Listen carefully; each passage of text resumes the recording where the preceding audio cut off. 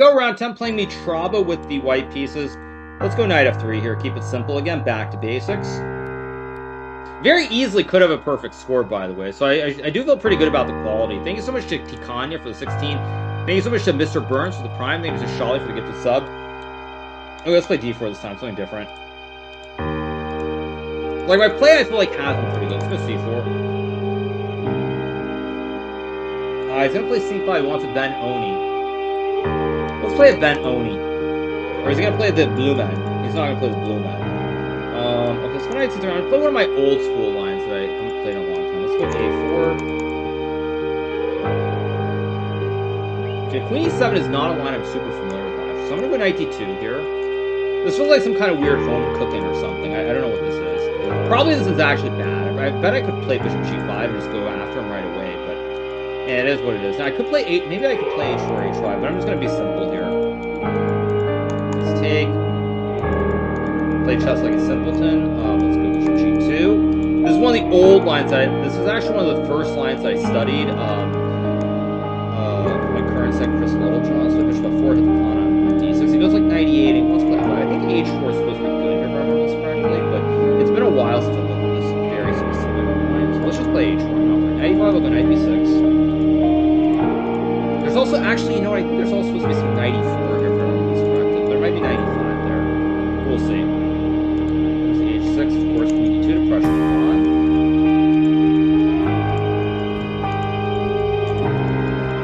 Yeah, I feel like Mitrov is misplaying this just a little bit. h5, wow. Now I do have knight e4, but he's got knight e5. I know this is very, very dubious for my opponent. Should I just play g4 like an all-out lunatic is the question? Or maybe bishop g5 and tip with the queen. Yeah, I'm gonna go bishop g5 and tip with the queen, and now he has to block the pawn or the knight. The f6 I'm probably gonna try to trade off the there. I mean, is there oh no, knight e4. Wait, take. I'm gonna go for it.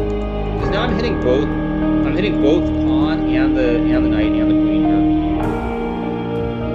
This looks very, very bad. I think this is just very good for me. But I could be missing something, obviously.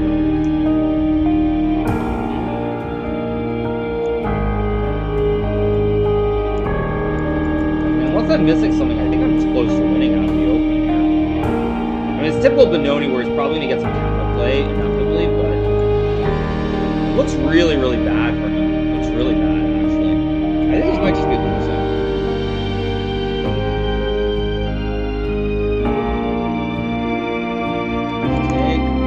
Okay, goes b6.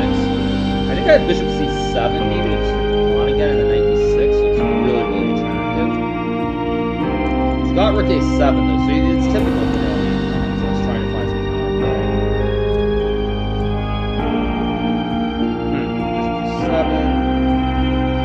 I'm trying to go bishop b7. I mean, I know I'm much better, but proving it's not easy here. c7, rook a7 takes, bishop b2.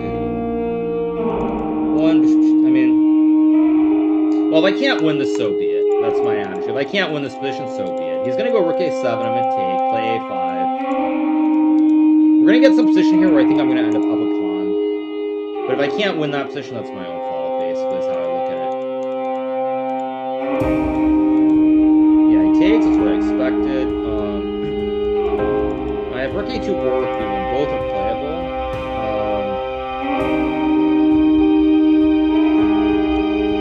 This one to go for the single one. Just there, I'll take it first. Here. I'm up a pawn in this endgame. I've got the big white center. I think bishop b4 is actually a very big mistake.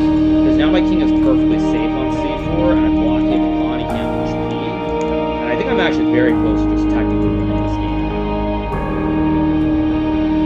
Play d6. Wait, I have d6? Because here I have check. I check and I win.